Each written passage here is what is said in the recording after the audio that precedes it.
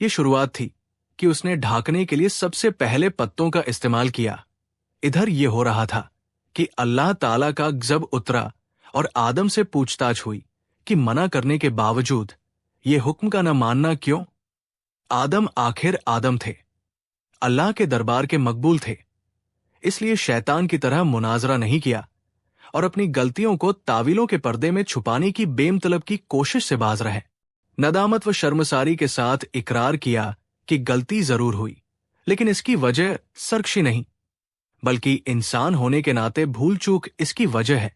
फिर भी गलती है, इसलिए तौबा व इस्तिगफार करते हुए माफ कर दिए जाने की दरख्वास्त करता हूं।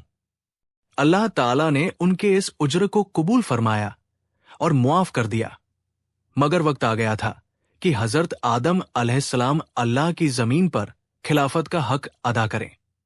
इसलिए हिकमत के तकाजे के तौर पर साथ ही ये फैसला सुनाया कि तुमको और तुम्हारी औलाद को एक तय वक्त तक जमीन पर क़याम करना होगा और तुम्हारा दुश्मन इब्लीस अदावत के अपने तमाम सामान के साथ वहां मौजूद रहेगा और तुमको इस तरह मलकूती और तागुती दो टकराने वाली ताकतों के दरमियान जिंदगी बसर करनी होगी।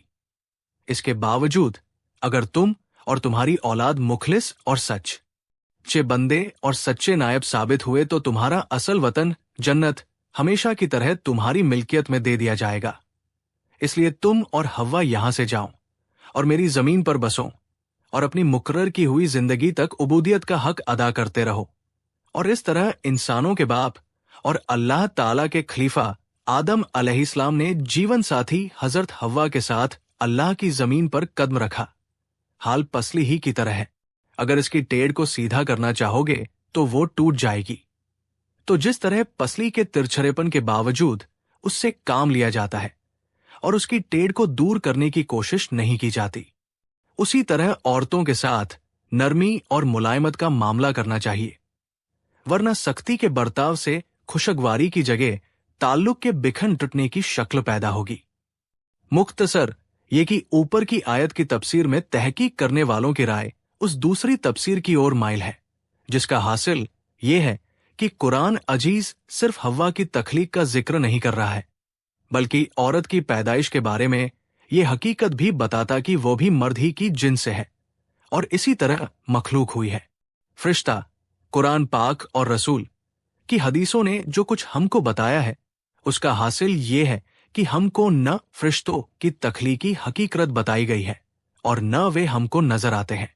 अलबत्ता हमारे लिए ये यकीन व एतकाद जरूरी करार दिया गया है कि हम उनके वजूद को मान लें और उनको मुस्तकिल मखलूक जाने। जिन्न, इसी तरह जिन्न भी अल्लाह ताला की मुस्तकिल मखलूक है, जिनकी पैदाइश की हकीकत को हम पूरी तरह नहीं जानते और न आम इंसानी आबादी की तरह वे हमको नजर नहीं आते हैं। लेकिन कुरान हकीम ने जो तफसील इस मखलूक के बारे में बताई है, वो हमारे लिए जरूरी करार देती है कि हम ये एतकाद और यकीन रखें कि वे भी इंसान की तरह मुस्तकिल मखलूक है और उसी की तरह शरात पर चलने को मजबूर भी। इनमें पैदा करने और बढ़ने का भी सिलसिला है और इनमें नेक और बद भी है। इब्लीस या शैतान, कुरान मजीद की आयतों से मालूम होता है कि शैतान भी जिन्न ही की नस्ल से है और इब्लीस शैतान ने अल्लाह के सामने खुद ये माना कि इसकी तख्लीक आग से हुई है। वीडियो अगर पसंद आई हो तो सदकाए जारिया समझकर शेयर करें।